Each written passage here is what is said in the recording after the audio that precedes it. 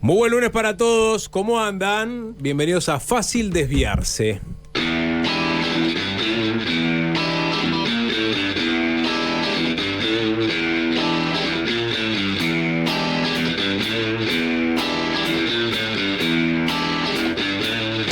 Siempre fue un mimoso.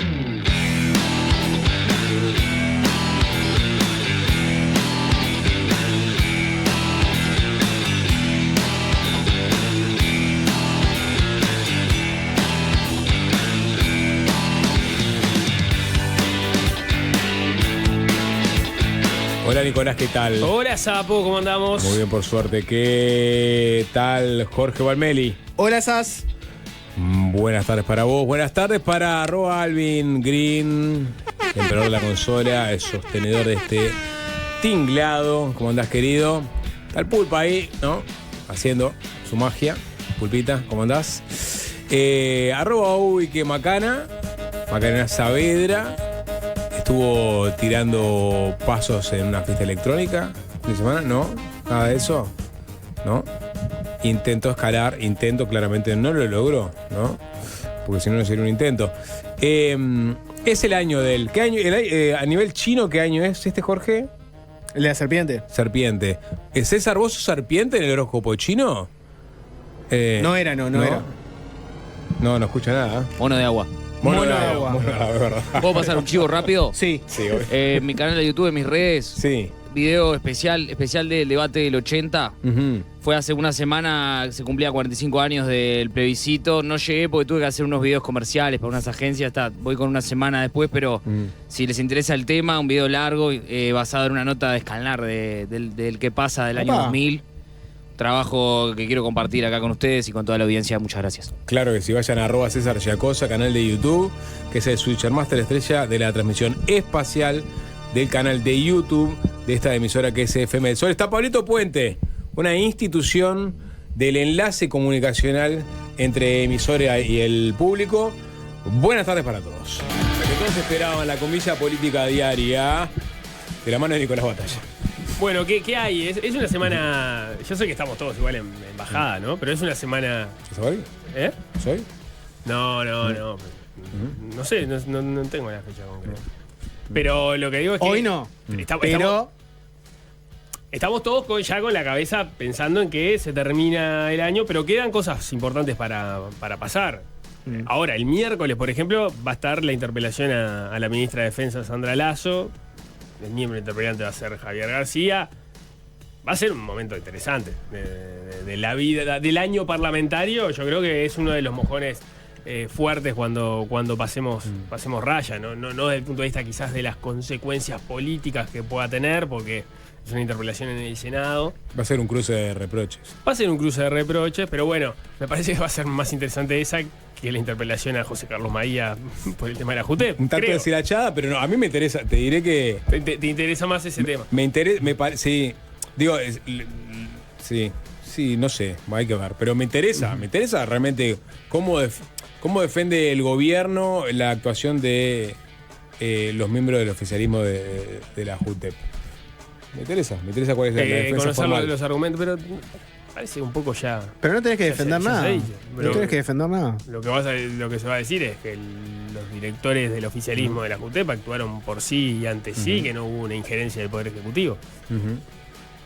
Y chau. Fin de la interpelación, 5 minutos. No hay nada para... Sapo, no hay nada para Ahora va a defender. decir las explicaciones son insuficientes, se va a votar.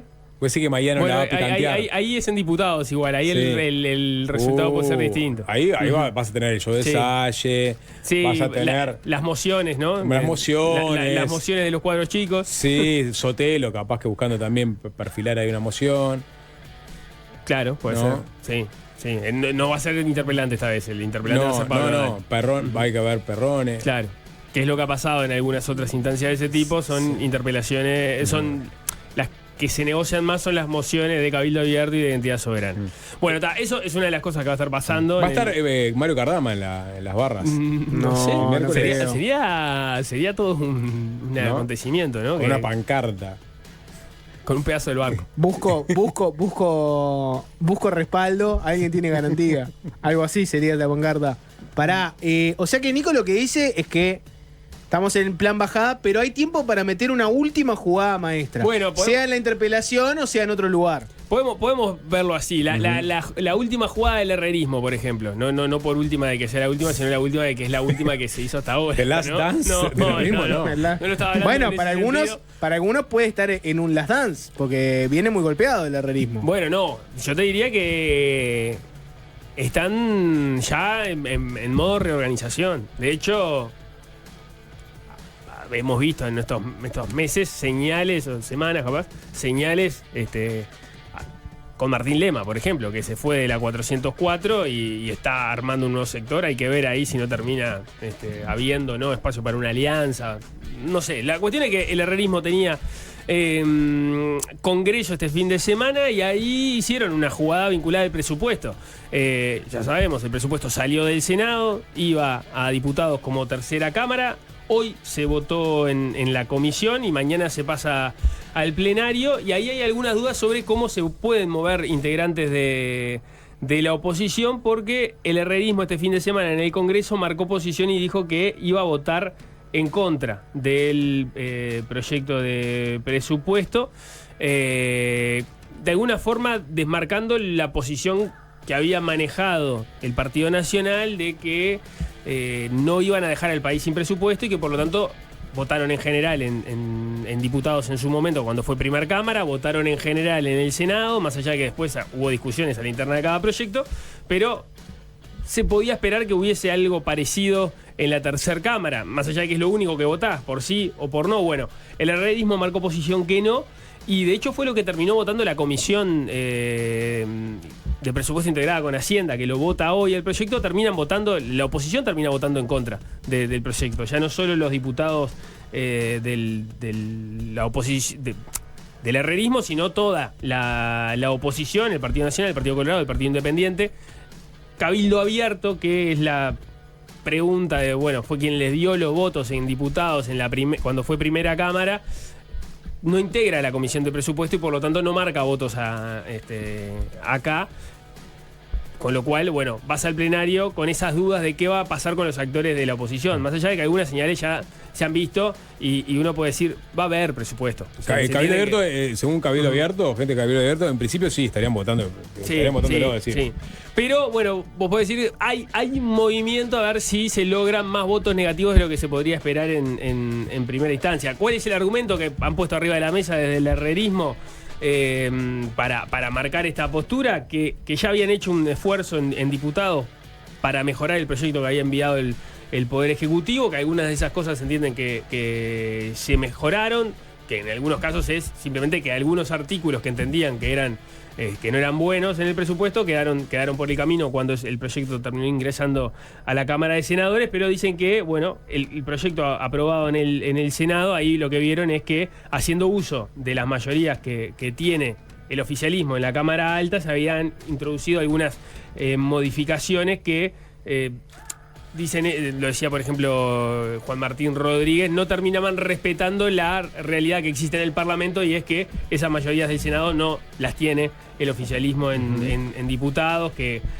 no quieren transformarse en una especie de escribanos de diputados de lo que termina siendo el Senado, donde además el Frente Amplio sí tiene mayorías parlamentarias. Así que bueno, con esos argumentos, con que el proyecto había empeorado en muchas cosas en el Senado, decían, bueno, nosotros no vamos a votar este presupuesto. Dijimos, no queremos aumento de impuestos, por ejemplo. Si votamos el proyecto a tapa cerrada, que es lo único que podemos hacer en esta instancia, terminaríamos aprobando el aumento de impuestos, así como esas otras cosas que se fueron cambiando en la discusión en el Senado. Así que decidieron no votar. Podemos escuchar lo que decía el otro diputado del herrerismo. Está Juan Martín Rodríguez y está Federico Casareto, hoy a la salida de la comisión, explicando la decisión que tomaron a propósito de no votar, y que lograron que también lo votaran el resto de los diputados de la oposición. Vamos a escucharlo.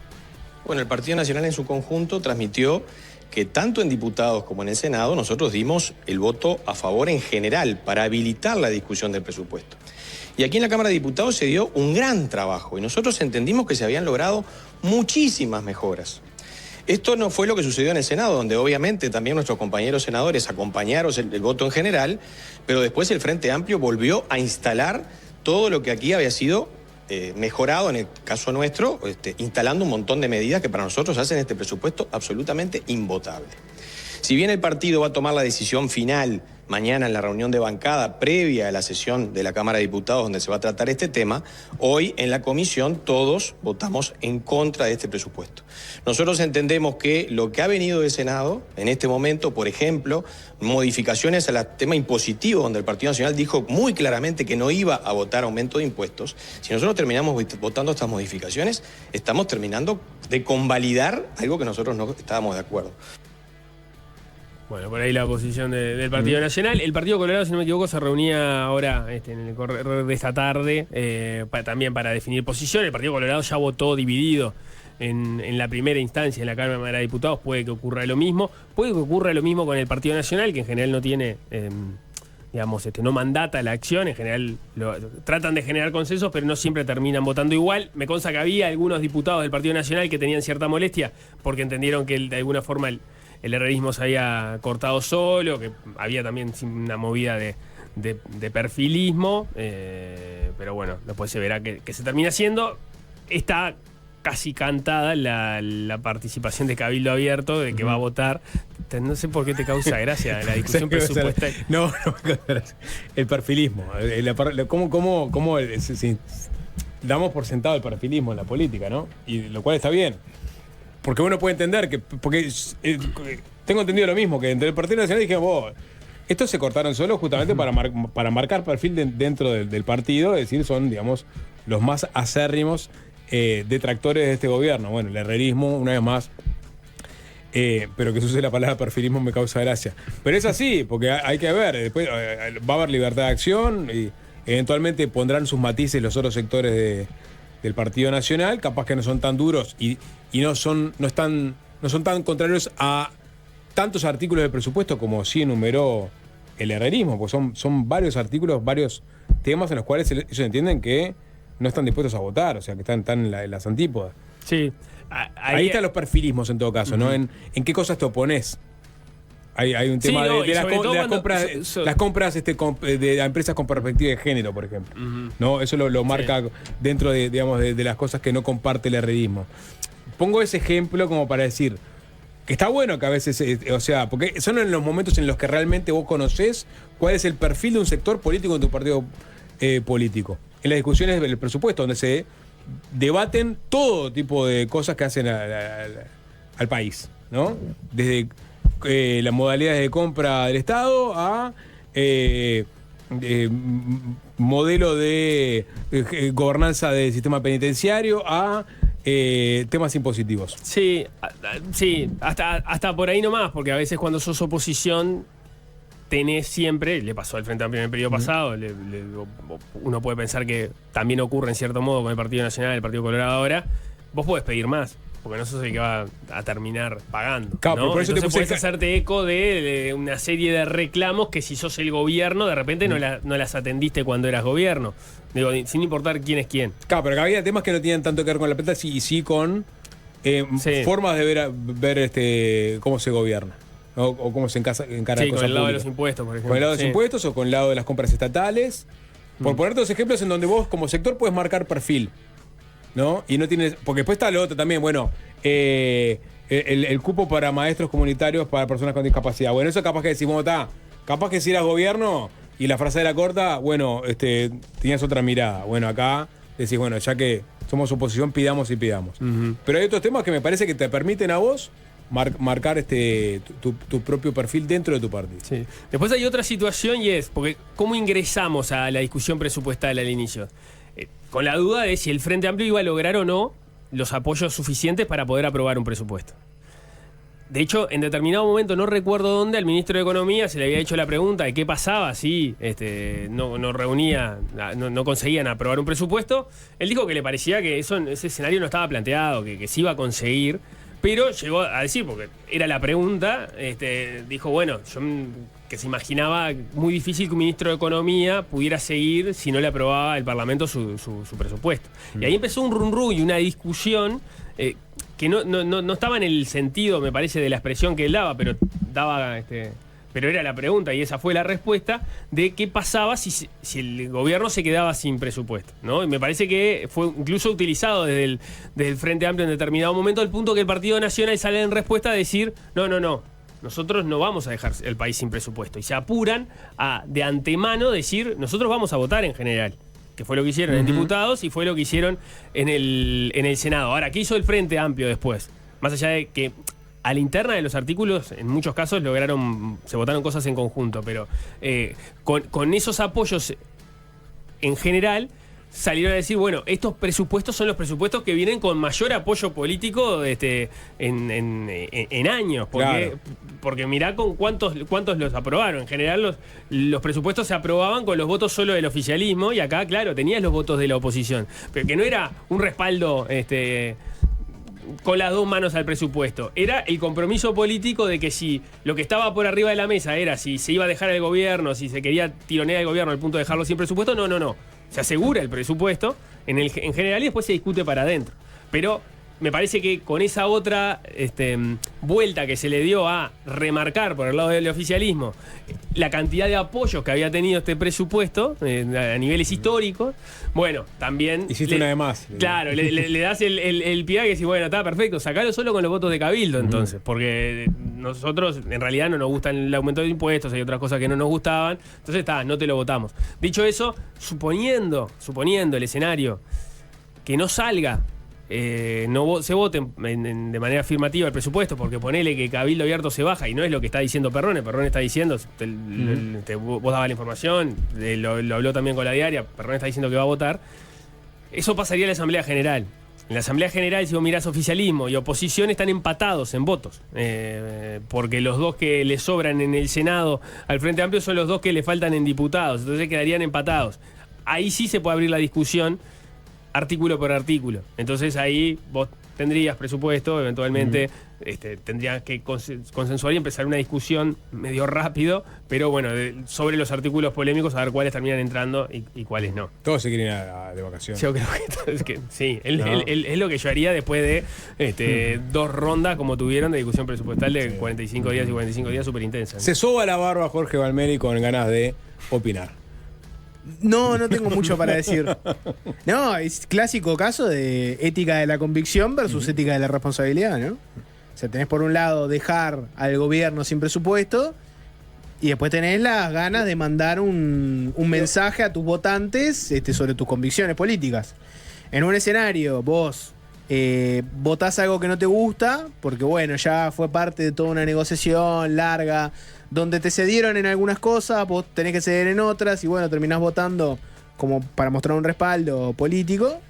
Y en la otra vos te plantás una bandera y decís, bueno, no, estas son cosas que para mí son invotables, voy a mostrar que soy el más firme opositor de todos. Y bueno, no hay una respuesta clara de qué cosa es mejor que otra. Cada uno toma la decisión que le parece. Yo qué sé. Hay un diferencial, que es el diferencial uruguayo, que es que no pasen ese tipo de cosas, ¿no? Por lo general, el sistema político uruguayo es más de responsabilidad que de convicción cuando llegan a este tipo de instancias. Me gusta que cites en verdad a Comtes. ¿Quién es el? Por favor. El que acuñó estas dos modalidades. En realidad viene por el lado, en realidad Sapo, más que la cita exacta, viene por el lado... Max Weber. No, en realidad, más que la cita exacta, viene por el lado de... Hay un mensaje político, ¿no? Hay países, por ejemplo, donde está naturalizado que un gobierno no tenga presupuesto por determinada cantidad de tiempo. En Argentina, Milei hubo un tiempo que no tuvo presupuesto. En Estados Unidos, el gobierno a veces cierra porque no hay un presupuesto votado, se tranca todo y podés estar semanas, meses trancado, ¿no? Yo no sé si este es un caso de donde... No. Me parece que lo que se está, jugando es también sobre la idea de que en realidad el presupuesto va a salir. Claro, lo que pasa es que este tipo de cosas funcionan en la medida de que vos decís, yo me hago el vivo y no voto porque sé que los demás votan. Entonces yo quedo como un cra porque soy el de la ética de la convicción y que otro se inmole siendo el de la ética de la responsabilidad. Eso arranca en un ciclo. Después en el siguiente ciclo hay otro que van a decir, bueno, pero yo también quiero mostrar que tengo ética de la convicción, entonces que otro se inmole. Y así sucesivamente hasta que los de la responsabilidad cada vez son menos, los de la convicción cada vez son más, y te vas a encontrar una situación donde, por ejemplo, no haya presupuesto por un tiempo y cada uno en la política interna de su país muestra sus convicciones, por A o por B. Hay gente que lo festeja, hay gente que no lo festeja. El tema es que Uruguay es un país chiquitito, que no tiene mucho para ofrecerle al mundo, digamos la verdad. Entonces, la estabilidad que tiene a nivel política, económica, jurídica, es como su diferencial. Hay muchos en la oposición que votan casi que te diría que exclusivamente por ese tema. No sé, le preguntás a Pedro Bordaberry, pues mirás los colorados, el ojedismo no acompañó en el Senado, vamos Uruguay, el pedrismo, el bordaberrismo acompañó, y le preguntás y te dice que es por eso. Te dice, no quiero que seamos como Argentina, donde, bueno, cambia un gobierno y es un caos político, donde no le votan las cosas, etcétera. Claro, y pero esos cálculos funcionan cuando vos tenés gente que está dispuesta a inmolarse y votar. Claro, pero me parece que va un poco más allá, porque no es solo por el hecho de acompañar para construir el consenso y hacerlo simplemente de manera performática que no se pueden poner de acuerdo, sino porque existen márgenes de acuerdo, porque los proyectos políticos tampoco son tan radicalmente distintos como para que no encuentres en el presupuesto de un gobierno del otro bloque nada que no puedas acompañar. Muchas de las reasignaciones se votaron en conjunto, porque estaban básicamente de acuerdo. Después podés discutir hasta qué punto eso no es un problema, el nivel de coincidencias que hay entre uno y otro bloque, que tampoco es que sean exactamente lo mismo. Parece que funciona como está equilibrado, ¿no? O sea, por un lado hay cierto nivel de diferencias, está bien que los sectores que lo sienten distintos se expresen, y hay cierto nivel de coincidencias al punto de que no es imposible que los bloques terminen votando cosas en conjunto. Después tenés un tema y es que si vos querés hacer perfilismo, tenés que tener algo ante lo que perfilarte. Si vos, vos perdiste el gobierno, o nunca estuviste en el gobierno, vos sos la oposición, tenés que tener un oficialismo con un proyecto político distinto al tuyo para perfilarte. Si yo no tengo un gobierno enfrente mío que represente las cosas que yo no soy, no puedo perfilar ante nada. Es muy difícil hacerle oposición a un gobierno que te dice, yo no puedo hacer nada porque me viven trancando. Es difícil hacer ese tipo de oposición. No sé, si en el periodo pasado no hubiera salido la LUC, no hubiera habido todo un relato del fracaso, la pérdida de derechos, el endurecimiento de las cuestiones de seguridad, etcétera. Por decir algo, ¿no? Si no hubiera habido reforma de la seguridad social, no hubiera habido nunca la oposición de decir, bueno, no, en realidad no puede ser que los jubilados terminen así. ¿Se entiende lo que quiero decir? Vos para oponerte precisás algo a lo que oponerte. Entonces a veces está bueno dejar que el otro tenga su proyecto político para después oponerte a él y hasta si podés mirarlo fracasar. Porque si la otra persona no puede llevar a cabo su proyecto, tampoco puede fracasar para que vos le digas, tu gobierno fracasó, el mío va a ser mejor. En ese tipo de países donde pasan este tipo de cosas, donde se tranca mucho el proyecto político, a veces cuando llegan las elecciones hay uno que te dice, no, mirá, votame porque yo quise ahora hacer gobierno y no me dejaron, me trancaron absolutamente todo, y el otro ahí no tiene mucha cosa para decir, porque si es un poco cierto, cuando vos te oponés y no, mi proyecto es mejor y tenés que salir a justificarlo. A veces está bueno tener algo ante lo que perfilarse, si te querés perfilar. Yo lo que marcaba es que el proyecto de presupuesto es el que, por la cantidad de temas que toca, es el que le permite a los sectores de los partidos políticos mostrar su propio perfil. Incluso antes que se discutiera el presupuesto se hablaba, bueno, capaz que diputados de determinado departamento tienen intereses particulares sobre determinados temas y ahí van a poder mostrar también su perfil hacia su electorado. Es decir, es una instancia en donde vos realmente podés pasar raya y ver, bueno, qué piensa, cuál es un poco el corpus ideológico que tiene cada uno de los sectores dentro de cada partido político. Y por eso me parece que estuvo bueno lo que hizo el herrerismo, no en el sentido de que estoy comentando, ¿no? De, bueno, marcás tu perfil porque vos tenés estas convicciones, ¿no? Y después vos sabés, bueno, dónde ubicás al herrerismo. Y después vas a ver también dónde ubicás a De Centro, vas a ver dónde ubicás al bordaberrismo, al ojedismo, vas a ver si tienen diferencias ideológicas o son diferencias meramente políticas, porque no están dispuestos a darle el paso de agua al gobierno. También también ahí ves la autoridad en un partido, ¿no? O sea, si vos... Perdón, y también te lo permite para el Frente Amplio, ¿no? Que también tiene, digamos, divergencias internas que obviamente no se plasman en el presupuesto porque votan abroqueladamente, pero también ves los matices. Ninguna, sí, ni en la oposición tampoco. Son la noche y el día. Si vos estás negociando con el Frente Amplio una cosa en bloque, por lo general podés tener relativa confianza de que si te votan algo los senadores, después no va a haber dos diputados rebeldes que te den vuelta absolutamente todo. Si pasa eso en el Partido Nacional, también va a generar ese tipo de cuestionamiento, porque después ahí lo que vas a tener va a ser un oficialismo preguntando, bueno, pero entonces yo negocio en el Senado una cosa, después en el Diputados pasa otra. ¿Quién manda acá? Si llamo a Delgado y le hablo de una cosa, después él tiene autoridad como para pedirle a su partido que haga una cosa u otra. El Partido Nacional es un partido de hombres libres, ese es la marca. Ahora, llega un punto también donde te preguntás, bueno, en el Senado no tiene ninguna injerencia de lo que pasa en diputados. Entiendo que en el realismo, ahora en este momento, hay una situación muy particular, en la cual es un sector que está muy golpeado. No sé, no tenés a un Heber senador como pudiste haber tenido en su momento. César Rodrigo Blas en su lugar. Pero igual hay algo ahí, ¿no? O sea, ¿qué pasa ahí? Que al final vos haces una cosa en el Senado y después en diputado pasa otra. Va a dar lugar a un cuestionamiento ese, y no me sorprendería que el Frente Amplio después saliera con la línea de decir, bueno, acá pasa cualquier cosa. Unos te votan una cosa, otros otra, ponen en riesgo el país. No creo que salga a mojar oreja con eso, porque justamente es parte de las posibilidades que tiene de negociación para adelante en la medida que le faltan votos. El mejor escenario para el Frente Amplio es que blancos y colorados eventualmente voten dividido, porque les da justamente y distintos lugares ahí donde poder ir a buscar los votos que les faltan. O sea, no es un mal escenario para el Frente.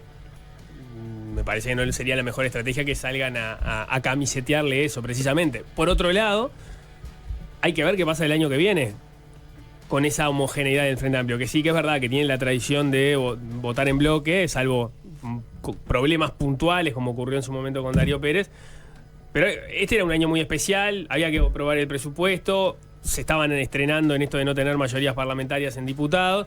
Hay que ver si el año que viene no empiezan a aparecer un poco más los perfilismos, la expresión que le hace Gracia al Sapo, porque hay demandas de parte de algunos sectores del Frente Amplio que entienden que no están contempladas por la línea que lleva el gobierno principalmente. El 1%, por claro, claro. El 1% y el preaviso para despidos. Ahí tenemos temas. Por ejemplo. Y esos temas en algún momento van a empezar a jugar con un poco menos de encorsetamiento que el que tienen ahora este año de discusión presupuestaria. Vos decís que además hay una intención también de cuidar yo qué sé, la unidad Ministerio de Economía, partidaria, por sí. ejemplo. Claro.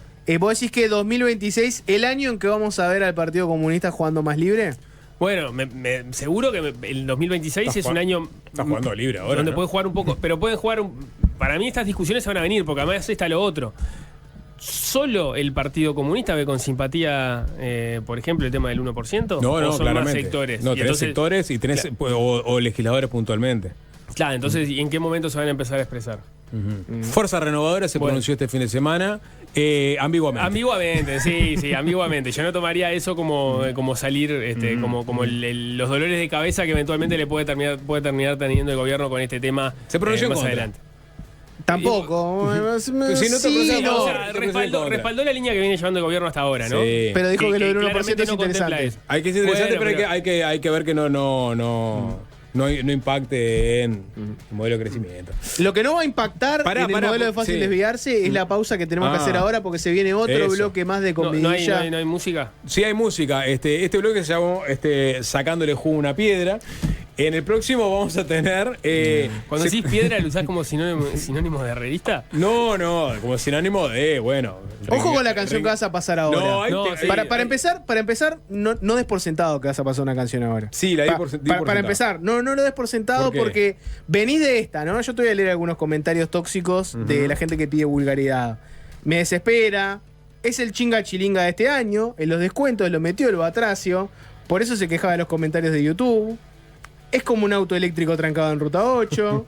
Hermoso tema, hay de todo. Es de las mejores canciones que pasó el Sapo en el año. Vamos. Peor es participar de la ceremonia del té. Tengo planes para Navidad, podemos apurar. Pavo, la verdad, está increíble la versión. La verdad que en el chat de YouTube la gente es una basura. Es un mensaje del chat de YouTube. Dale, Yoko Ono, es para hoy. Uno trata de no agredirlos, pero ustedes no ayudan tampoco. Y este otro mensaje, Sapo, que dice: hermosa musicalmente, ahora me cedo. Bueno, la idea era sedar un poco. Equilibra, Sapo. Sí. No me mandes otra de estas ahora, eso es lo que No. te estoy diciendo. Bueno, entonces voy a poner... Porque había Clásico pasado y una- básico. Había pasado una... Un para arriba, además. Había pasado una canción que era sedativa también. Después No, de la tanda, no. te va a pasar otro tema, Alvin. Se conoció un avance de los resultados de estos encuentros por seguridad que está llevando adelante el Ministerio del Interior en el marco de este Plan Nacional de Seguridad Pública que piensa elaborar y proyectar en este quinquenio. Estos encuentros, la idea era nutrir justamente a este Plan Nacional de Seguridad y participaron decenas de instituciones a lo largo y ancho del país en sucesivas jornadas, con toda la polémica política que tuvimos sobre qué grado de participación iba a tener la oposición, en qué mesa se iban a sentar, si iban a sentar en una mesa aparte, la misma mesa que el resto de las organizaciones convocadas. Bueno, ya todo esto lo comunicamos en su momento. Ahora hay un documento. Es largo, se conoció hace poco, así que no vamos a meternos en todos los ítems, pero hay uno sobre el narcotráfico, que para muchos es, digamos, el ítem más importante, con diagnóstico, insumos recibidos y eventualmente algunas propuestas que vamos a repasar. Y ya te sumergiste ahí, seguís investigando el narcotráfico. Vos sabés que hay un dato en particular que me llamó mucho la atención, que es que en Uruguay se produce hachís para exportar. La tiro, Son datos y hay que darlos. Como adelanto. Ahora sí, iba a pasar algo en mano negra, pero vamos a pasar, no sé si es pum para arriba, pero es un clásico absoluto o no, Alvin. Estamos hablando de categoría de clásico absoluto de la música de los 80. No... Jeep a la vista, el Compass Sunroof en su versión full viene con techo panorámico, motor 1.3 turbo, sistema ADAS y mucho más. Puede ser tuyo ya por $44.990. Eso sí, hay solo 20 unidades, así que apúrate. Jeep, importa y respalda Grupo Sebel.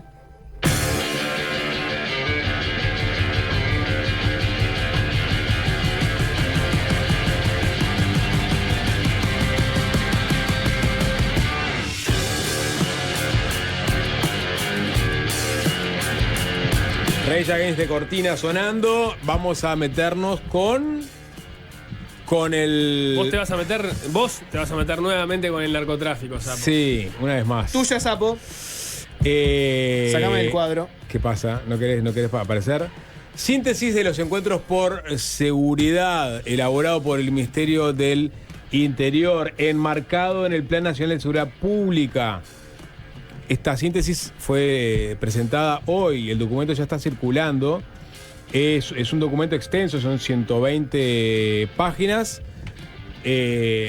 Básicamente estamos hablando de una serie de encuentros por seguridad que se dieron entre agosto y noviembre de este año. Se estructuraron en 5 rondas de diálogo.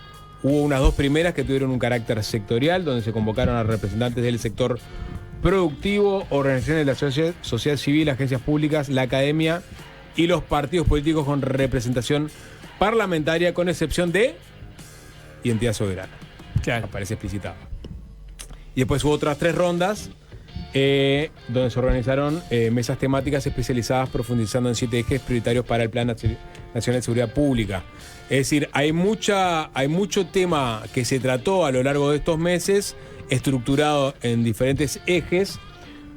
Vamos a ir desgranándolo a medida que pasen los días, porque básicamente este es el plan que este gobierno quiere dejar plasmado como su política de seguridad pública en el quinquenio y seguramente hacia adelante, ¿no? Lo hablan en una ventana de 10 años. De 10 años, exactamente. Es una política de Estado para el gobierno. Controvertida por múltiples motivos. Desde la oposición se dice el gobierno llegó al gobierno sin un plan y por eso está armando esto. Otros entienden que, digamos, las formas en que se convocó a los partidos políticos no fue la que tenía que haberse dado por sentarlos en misma condición que otras organizaciones con menor representatividad. Sí, después terminaron armándolos en mesas. En mesas como... digamos, los partidos con los partidos, los académicos con los académicos, las empresas con las empresas. Los nenes con los nenes, las nenas con las nenas. Sí. Y lo que dice el gobierno es, este es un plan en movimiento en realidad. Algunas de las cosas que están surgiendo de los encuentros o que surgieron de los encuentros, en realidad el gobierno ya las viene aplicando. No quiere decir que hay que estar con el documento cerrado para empezar a trabajar en algunas líneas. Sí. Bueno, me voy a ir a... hay mucho material, pero en uno de los capítulos, que es el de las mesas temáticas especializadas, y ahí se profundiza en ejes prioritarios, nos encontramos con la mesa sobre narcotráfico, que, digamos, de alguna forma ha estado, digamos, en el tapete la discusión de narcotráfico vinculada a seguridad pública, más Sí, que claro, nunca. como nunca. Nunca. Incluso en la discusión por el presupuesto, por una serie de eventos, como por ejemplo el ataque a la fiscal Mónica Ferrero.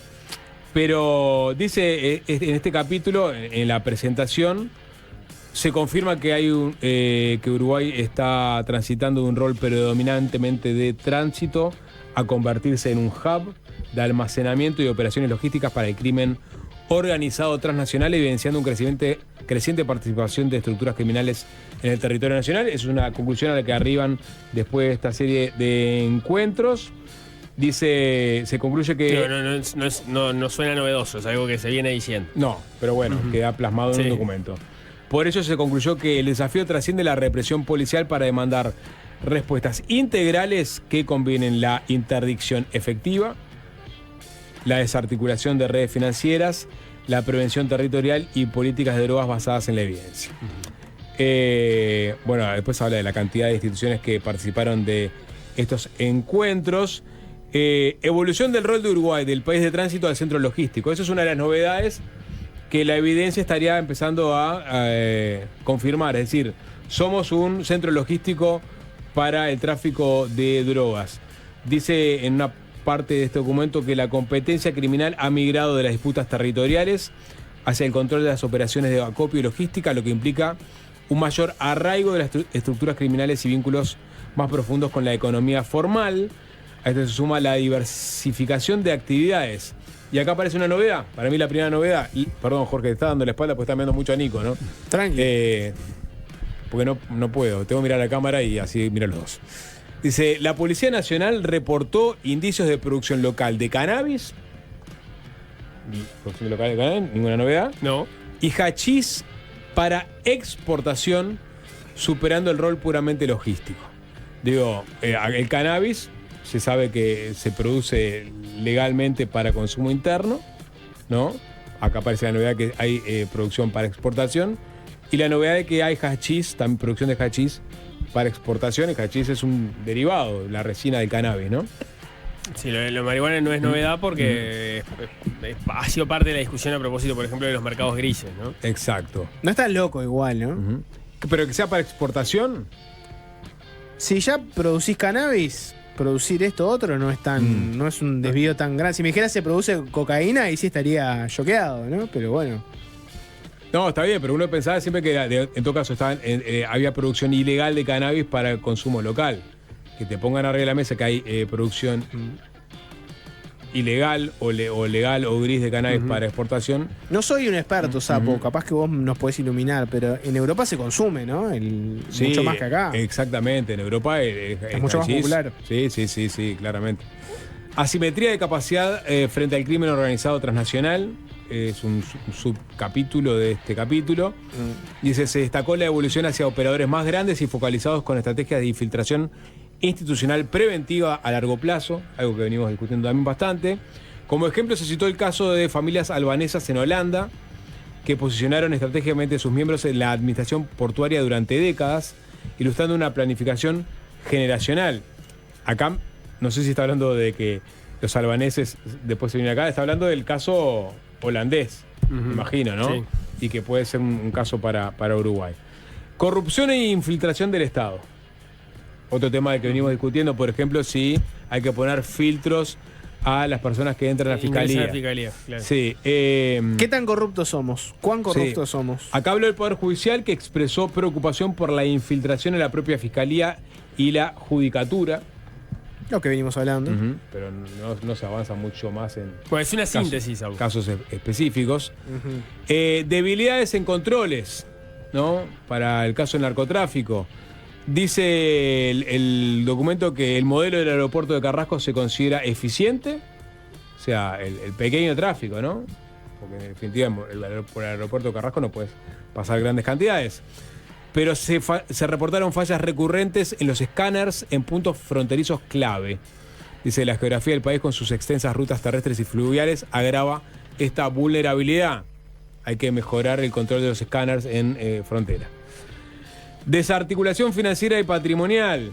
Nada, bueno, acá hay, digamos, vaguedades, por decirlo de alguna forma. Dice que hay que asegurar la interoperabilidad de datos entre la Fiscalía de Poder Judicial, Senaclaf, la Dirección Nacional de Aduanas, para agilizar la trazabilidad y el congelamiento de activos. Y una propuesta que apareció, que es la de resignificar los bienes incautados, volcándolos a un uso social y comunitario para reparar el daño territorial y fortalecer la confianza ciudadana. Es una propuesta que apareció, o sea... En vez de que la camioneta del Betito vaya a parar al Ministerio del Interior para que lleve a un ministro, ahora la convertimos en una camioneta que lleve a escolares. Para dar vueltas por alrededor ejemplo, de la plaza. Sí, o una camioneta para llevar escolares, un CAIF, ponele. Ese submarino para el Miguelete. Bueno, Claro. sapo. Hay que darle un uso social a todo. Blindaje institucional fronterizo, más de lo mismo. O sea, mantenimiento continuo de los escáneres. Sé que es un problema ¿Puedo? estos escáneres. Sí. Sí. ¿Puedo, si no te Meta molesta cuchara. mucho, Sí. ¿puedo apretar el acelerador y pasar del diagnóstico a la propuesta? Pues siento que el diagnóstico es algo que ya, o sea... Es que te voy a defraudar, Jorge. ¿Hay pero, poco material en materia de propuesta? Sí, si querés acelero un poquito.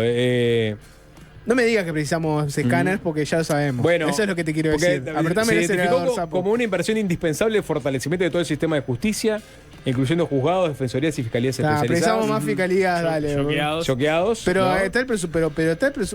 ¿Cuál es el objetivo? ¿Cuál es el objetivo de hacer un informe donde habla de la situación de la seguridad, no sé qué, como gobierno, y poner que precisás más fiscalías? Cuando acabas de tener el presupuesto, la oposición te dijo precisamos más fiscalías y dijiste no pongo más fiscalías porque no hay plata. Para eso directamente no lo pongas en ningún lado o poné directamente, bueno, precisamos más fiscalías. Esto se habló en el presupuesto, pero no hay plata, así que, bueno, la seguridad tendrá que esperar. ¿Cuál es el objetivo? ¿Alguien me puede explicar por qué hacer esto? ¿Por qué se precisan más fiscalías? Bueno, porque Ya lo sabe todo el mundo. es lo que los encuentros acabas de arrojaron. discutirlo, pero acabas de discutirlo. Y tu respuesta fue, las precisamos, pero no las precisamos tanto como para comprometer la consolidación fiscal. ¿Entendés? Es un poco incontestable el comentario de Jorge. Sí, está bien. Bueno, pero es lo que es, Jorge. O sea, fueron una serie de encuentros que se dieron en paralelo otras cosas con la discusión de presupuesto. Digo, esto no son los insumos finales de todas No. formas, ¿no? Este es un avance de lo que fueron las discusiones de las mesas, entiendo, y bueno, de las propuestas que fueron apareciendo, que tampoco quiere decir que son las propuestas que el gobierno hace propias. No, porque de hecho aparecen propuestas concretas, estructuradas. Así lo define el informe, Jorge. Blindaje y control territorial, blindaje nacional contra el crimen organizado transnacional, esa es la propuesta, y frontera segura. Estrategias para una mayor coordinación interinstitucional en puntos de ingreso, integrando tecnología, inteligencia y presencia de fuerzas de seguridad. Después está la propuesta mejoras en la seguridad postal. Complementa este eje abordando específicamente la vulnerabilidad de los servicios de courier y paquetería. Recuperación de activos y reparación social. Es lo que hablábamos. Tiene nombre, recuperación de patrimonio, rescatar lo nuestro se llama. Bien. Y recuperación urbana y territorial de bienes inmuebles expropiados al narcotráfico. Es otro nombre de la propuesta. Convertir una boca en un CAIF. Algo así. Algo así. Que si agarrás una boca y la desmantelás, ahí que no quede una casa Son vacía de la son nada. los bocaif. Los boca. Bueno, listo. Nace el nuevo concepto que es el bocaif. El bocaif. Cuidar a los que nos cuidan. Es otra propuesta. Protección de operadores y víctimas. Está bien. Se enfoca en la necesidad de crear un sistema de protección integral para jueces, fiscales, policías y otros operadores expuestos a amenazas en línea con las ideas de residencias seguras y apoyo institucional. Es parte de lo mismo darle más presupuesto a Fiscalía para que lo usen en seguridad. Sí, bueno, y fortalecimiento de la investigación, ¿no? ¿Son esas? Manejo de fuentes humanas, ¿no? Apuntan a mejorar las capacidades de inteligencia e investigación para desarticular redes complejas, siendo más allá de la persecución del microtráfico. ¿Son esas? Hallazgos sustantivos, consensos y disensos. Sí. Sí. Pero Porque para. ¿Qué? ¿Esa era la sección propuestas?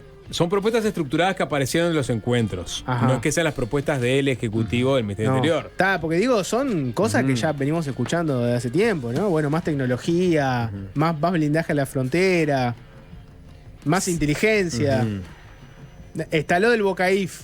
que es novedoso. Creo que no lo llamaron así. Bueno, pero el Bocaifen está Pero bien. El vos Bocaifen, podías ¿sí? participar y mandar tus propuestas. Por capaz que eso, sí. Puedes hacerlo ahora. Hay consensos clave que aparecen enumerados que no los voy a mencionar porque son obvios. Voy a los disensos y debates abiertos que Sí. quedan, ¿no? ¿Les parece? ¿En qué Dale. se juntaron con las organizaciones sociales y con representantes? Y dijeron, bueno, en esto no estamos tan de acuerdo. Claro, hay posiciones encontradas. Estrategia sobre el microtráfico. Persiste un debate sobre el enfoque hacia las bocas de droga, mientras un sector apoya la estrategia de cierre y represión. Otros actores advierten que esta política de forma aislada puede incrementar la violencia territorial y no afecta a las estructuras de alta renta. Ahí tenés un punto de controversia. Clásico debate de que uno dice hay que cerrar bocas y otro dice cerrás una y abre otra y en el interín se empezaron a matar por más territorio. Punitivismo versus alternativas. Existe una tensión entre las propuestas de endurecimiento penal y aquellas que abogan por flexibilizar las medidas alternativas a la prisión para delitos menores vinculados al narcotráfico, especialmente cuando involucran a mujeres en situación de vulnerabilidad, priorizando un enfoque de justicia restaurativa. Yo tenía entendido que en esto el gobierno estaba bastante encolumnado hacia las alternativas para estos delitos menores, especialmente que involucran a mujeres, ¿no? Pero bueno, se ve que en los diálogos no apareció eso. Política de drogas. Política de drogas a secas. ¿Qué te reís? Mensajes de la audiencia, ¿Qué? como diciendo, no sé, amaestrar lobos marinos para que patrullen, gaviotas vigías, golondrinas Me kamikaze. gusta cuando la conversación va por un plano paralelo. Celebro eso. Amaestrar lobos marinos para que patrullen A Francisco. la costa de Francisco, Sí, claro. Francisco es un. Pero está bien porque no es un tenemos- tira marino. A Claro. falta de OPBs que no han Sí. llegado. Claro. Poner a los lobos marinos y a las Claro. gaviotas ahí que está bien. dale. Política de drogas. Bueno, ahí este tema harto discutido. La idea de analizar la regulación o legalización de ciertas sustancias fue planteada como una línea de debate a futuro, pero no constituye un consenso. Se marca en una discusión más amplia sobre si el foco debe estar en la criminalización o en la salud pública y la reducción de daños. No hay consenso. Los encuentros arrojaron que no hay consenso sobre este tema. ¿Usted qué piensa? Que no había consenso. No hay Era- consenso. que- No tiene una posición tomada. Y finalmente, ¿en qué? Y lo pasa que es pero ya hemos tenido este debate 1000 veces. Cada vez que viene a alguien vinculado al gobierno y le preguntás, bueno, estoy pensando del lado de los frente amplistas, ¿no? Del lado, digamos, de la coalición, en realidad parece bastante claro que ninguno está pro seguir, con alguna excepción muy puntual, yo qué sé, en el Partido Independiente puede haber algún debate. Pero por lo general sentás a algún jerarca frente amplista y le preguntás y te dice, bueno, en espíritu quisiera legalizar más drogas, pero no es el momento, no hay que hacerlo ahora, no nos podemos cortar solos con el mundo. Listo. Ya está. Ya está. No se va a legalizar nada. No, Y finalmente alcance de la reforma del financiamiento político. hay que legalizar los hongos, ¿no? Como Esa es la próxima frontera. Sí. Ya hicimos con la marihuana, momento de hacer legales Son a los ilegales. hongos. Siempre prohíbe La uno. psilocibina. Y creo que tiene un Y es un dejo de ilegalidad. psicotrópico, ¿no? Es un psicotrópico. que vos lo consumas no significa que no sea. No es ilegal. Si te agarran. Maca, tome el control de la ¿No voz. es ilegal? Era ¿No? fuente, no quería. No es ilegal. No, pero pregunto. La quemaste. ¿Vos podés vender No, hongos sacame de ¿Podés ahí, vender sacame de hongos ahí. psicotrópicos? ¿Podés No, venderlos? no, No sé, pará, no lo no. tengo claro. Ojo chicos con lo que dicen. Nada, dice sobre el financiamiento político, dice, si bien hay acuerdo en la necesidad de mayor transparencia, La queta sigue siendo ilegal, ¿no? bueno, depende de la veterinaria. El diseño específico de una nueva ley de financiamiento de partidos políticos y el rol de la Corte Electoral y el Banco Central en su control siguen siendo temas de debate político. Estos son algunos de los insumos que se relevaron en estos encuentros vinculados al narcotráfico y algunas de las propuestas estructuradas que también se arrimaron. No significa que esto sea la hoja de ruta del gobierno en materia de combate al narcotráfico. Simplemente es un avance de estos encuentros. Esta semana vamos a estar conversando con gente del Ministerio del Interior para avanzar un poco en las conclusiones que ellos extraen a propósito de este proceso y cómo sigue la conformación del plan para adelante, que supuestamente ya algunas cosas se vienen aplicando, pero formalmente entraría a regir a partir del año que viene. Ahí está. ¿Hay que hacer una tanda? ¿Puedo escuchar una canción o no? ¿No? ¿Nada de canción? Bueno, tanda y más tanda. Es fácil desviarse.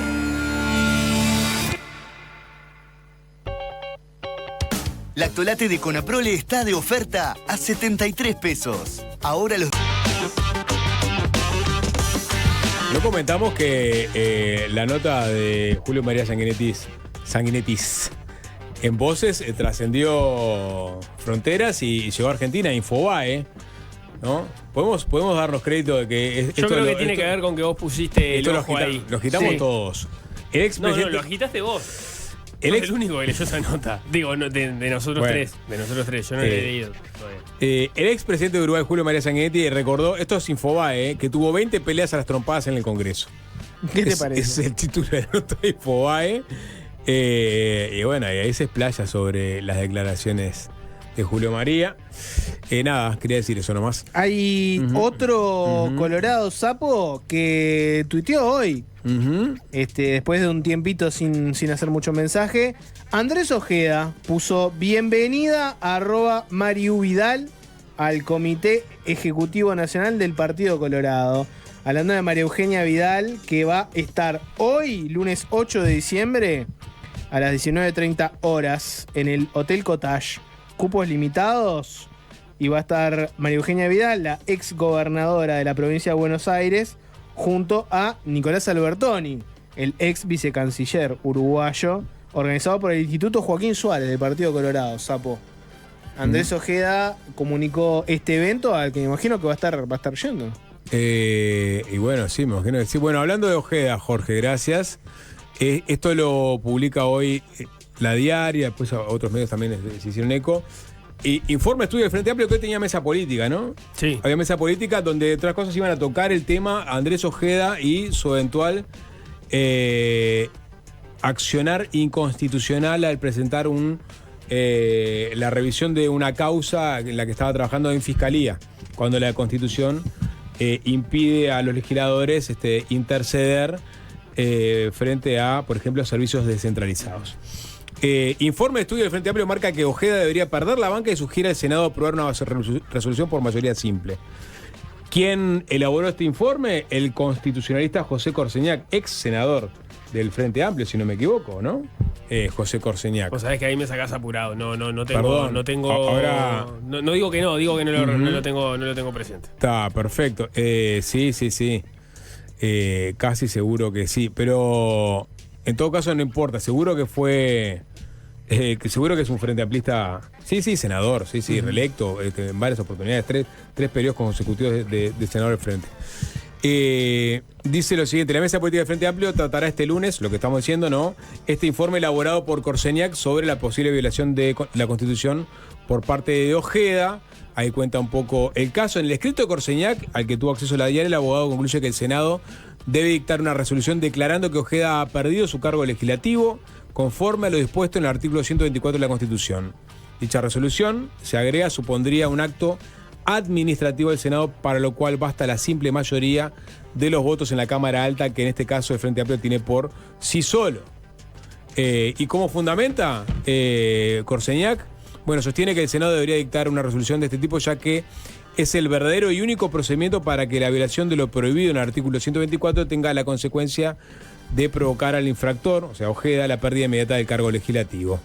Dice Corseñac que cualquier otro procedimiento conspira contra el cumplimiento constitucional, sobre todo en vista del carácter inmediato de la pena prevista en el artículo 124 de la Carta Magna. A modo de ejemplo, el abogado descarta la aplicación del artículo 115 de la Constitución, que permite la suspensión del legislador, debido a que requiere nada menos que una mayoría especial de 2/3 de votos, algo que por la actual correlación de fuerzas en la Cámara Alta hace imposible la determinación inmediata del cargo legislativo.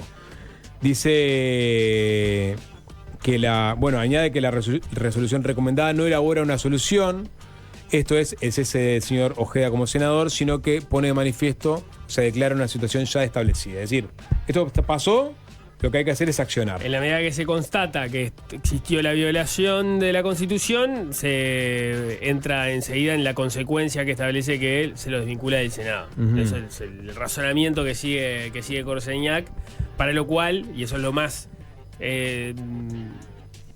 llamativo, no implicaría un proceso de votación especial, sino que simplemente alcanzaría con una mayoría simple. Mayoría simple. Lo que le deja al Frente Amplio todo el poder de la decisión de qué hacer con la banca de Ojeda, según esta interpretación de Corseñac. Sí, que entiende que, o sea, que violó la Constitución, ¿no? O sea, arranca con, digamos, con la conclusión de que inequívocamente realizó trámites para terceros ante la Fiscalía, lo cual controvierte lo que dice la Constitución con respecto a el accionar frente a servicios descentralizados por parte de legisladores. Hay que ver qué termina definiendo el Frente Amplio, que lo está discutiendo ahora. Quizás en minutos ya tenemos la voz del presidente del Frente Amplio, Fernando Pereira, a propósito de este asunto. Generó obviamente discusiones. Por ejemplo, salió el ex legislador Ope Pasquet a controvertir lo que planteó Corseñac a partir de este adelanto que daba la diaria. Publicó en sus redes sociales una especie de pequeño artículo, podemos decir. Es un mensaje extendido que dice una tesis inaceptable y peligrosa, donde llama la atención de que la norma no dice qué órgano público es competente para conocer de una eventual denuncia por violación de las disposiciones de la Constitución, que es parte de lo que acá entras a discutir, ¿no? Bueno, ¿se violó o no se violó la Constitución? ¿Quién lo determina? Y paso a leer un poco lo que plantea Ope Pasquet a propósito de esto que señala Corseñac. Dice Pasquet: el doctor Corseñac entiende que el senador Ojeda violó la provisión constitucional y agrega que quien debe declararlo así es el Senado, lo que tendría como consecuencia automática que Ojeda perdiera su cargo legislativo. Está explicando la posición de Corseñac. Sigue. Para el doctor Corseñac, el pronunciamiento del Senado tendría el carácter de una resolución administrativa que podría adoptarse por mayoría simple. El doctor Corseñac rechaza la posibilidad de que se aplique al caso el artículo 115 de la Constitución, según el cual se necesita el voto de 2/3 del total de componentes del Senado para remover de su cargo a un senador por actos de conducta que lo hicieran indigno de ocuparlo, ¿no? Que es una de las alternativas por las cuales podría sacar a un senador de la República. Dice más adelante, o sea, como los votos del Frente Amplio no serían suficientes para echar a Ojeda por el artículo 115, ni tampoco, y esto lo agrego yo, dice Pasquet, para hacerlo por juicio político, donde también se necesitarían 2/3 del total de los componentes, según el artículo 102 de la Constitución, el doctor Corseñac concluye en que basta la mayoría simple, que es la que el Frente Amplio tiene. O sea, derechos y garantías se reducen hasta donde sea necesario para que la mayoría del Frente Amplio pueda pasarles por encima si así lo quiere. O sea, hasta una atribución de intenciones. Lo que dice es, esta lectura de Corseñac lo que hace es encontrar la forma por la cual el Frente Amplio pueda disponer por sí ante sí, que hace con la banca de Ojeda, y no pasar por otros mecanismos que implican mayorías especiales de 2/3. Con los debidos respetos por la persona del doctor Corseñac, dice Pasquet, digo que su tesis me parece un disparate, y un disparate peligroso para la salud democrática del Uruguay. Sin apoyo normativo alguno, inventa la posibilidad de que la mayoría del Senado por sí y ante sí expulse del cuerpo a sus adversarios políticos. El peligro de la desviación autoritaria es evidente. El criterio de la Constitución es otro. Para separar de su cargo a quien el pueblo eligió para ocuparlo, se requiere el voto de 2/3 del total de componentes del Senado, ya sea que se actúe invocando el artículo 115 por conducta indigna o el 102, el juicio político por violación de la Constitución u otros delitos graves.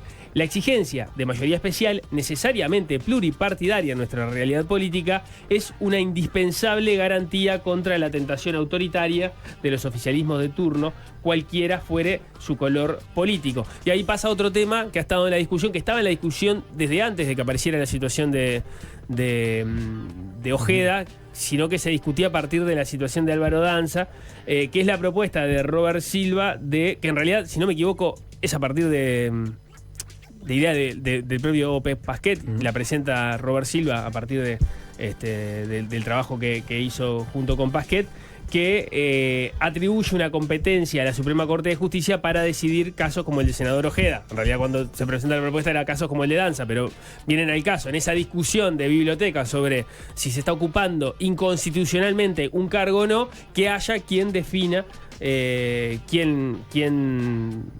si se está o no ante esa situación, que sean los jueces y no los políticos, dice Pasquet, los que decidan si un dirigente político ha violado o no la Constitución y deba perder su cargo por ello. El Poder Judicial es al mismo tiempo el guardián de la Constitución y la mayor garantía de los derechos de todos.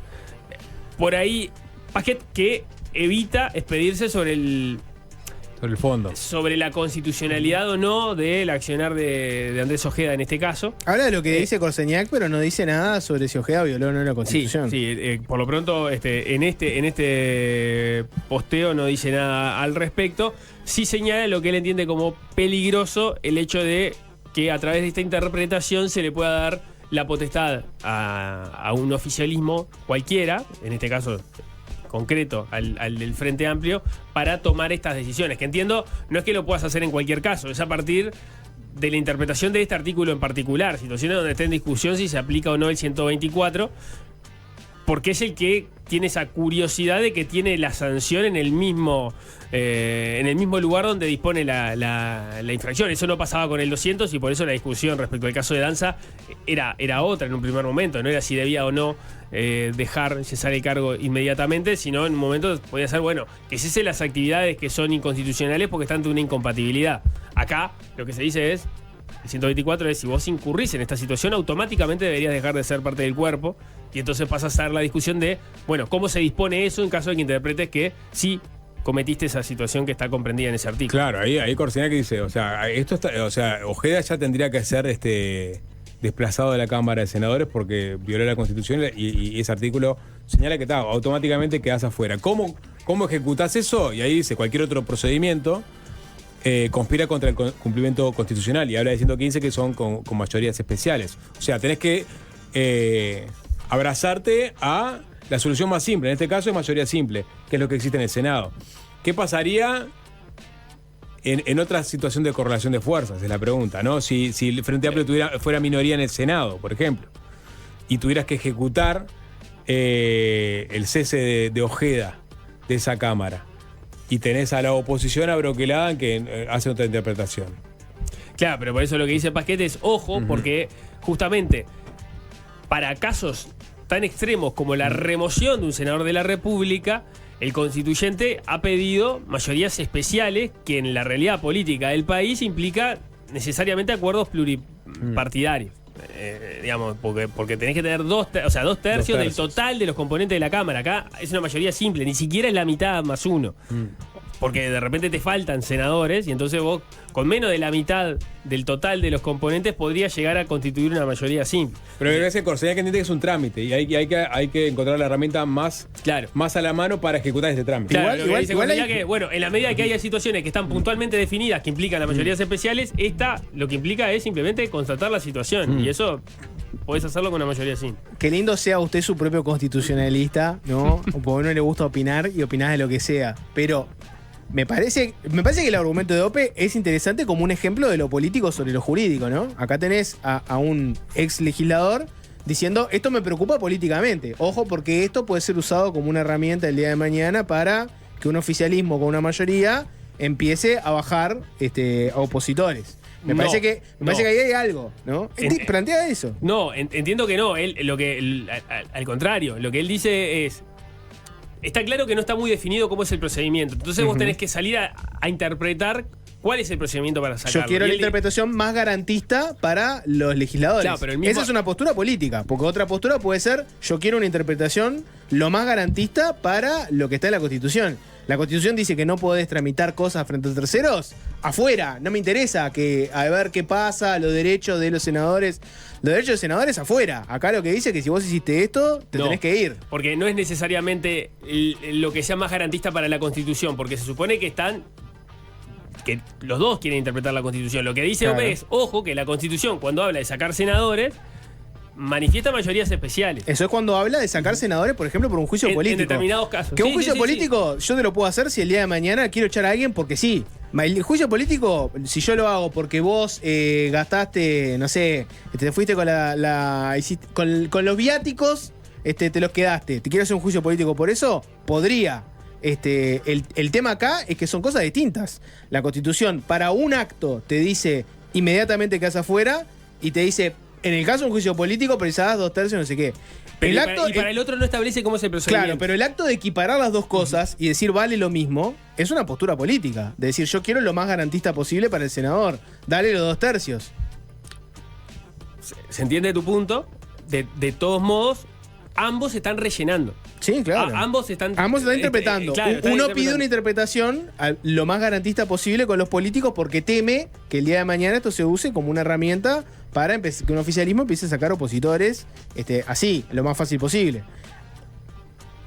Pope entiende también que la de Corseñac es una interpretación que favorece al oficialismo. Es que la de Corseñac también podría ser discutida por el hecho de, bueno, en realidad como es un trámite ni siquiera precisa la votación. Sí, es lo que nos estaba preguntando nosotros hasta ayer. Claro, o sea, ¿cómo se ejecuta este trámite cuando si se confirma que Ojeda violó la Constitución? Si yo me pongo el balde y digo acá el texto es claro, podría decir, ¿por qué el Senado tiene que votar algo? No tiene que votar nada.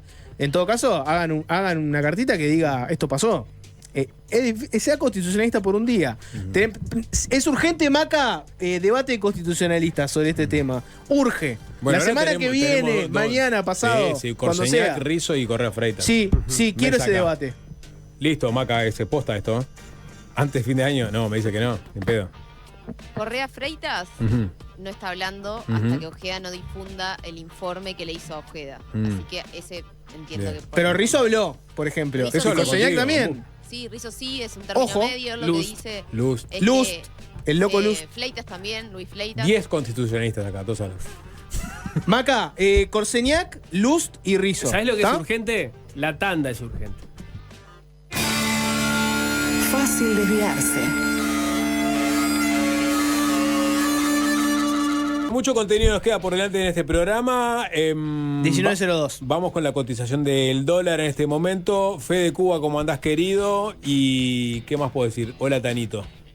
Y después, chau, hay que decir. Fútbol. ¿Qué tenemos para decir ahora que se acabó el fútbol? Hay mucho para hablar. O sea, tienen que seguir analizando el Uruguay en el Mundial, por ejemplo. ¿Qué pasa con Suárez? ¿Qué pasa con Suárez? Y no sé. ¿Hasta cuándo Suárez? ¿Cómo que hasta cuándo? ¿Hasta cuando él quiera. ¿Se despide Suárez del fútbol nacional? ¿Es un hecho? ¿Sí? ¿Fede Cuba, tenés datos? No, pero tiene una sonrisa en el rostro que no es habitual en Fede Cuba. Es tiene datos, un tipo que se ríe muy poco, pero la está gozando. Ha tenido una semana. Tiene datos Fede Cuba, no puedo creer. Bueno, vamos no. Se viene 3-0 con todos esos datos que tiene Fede Cuba. Chau, chau.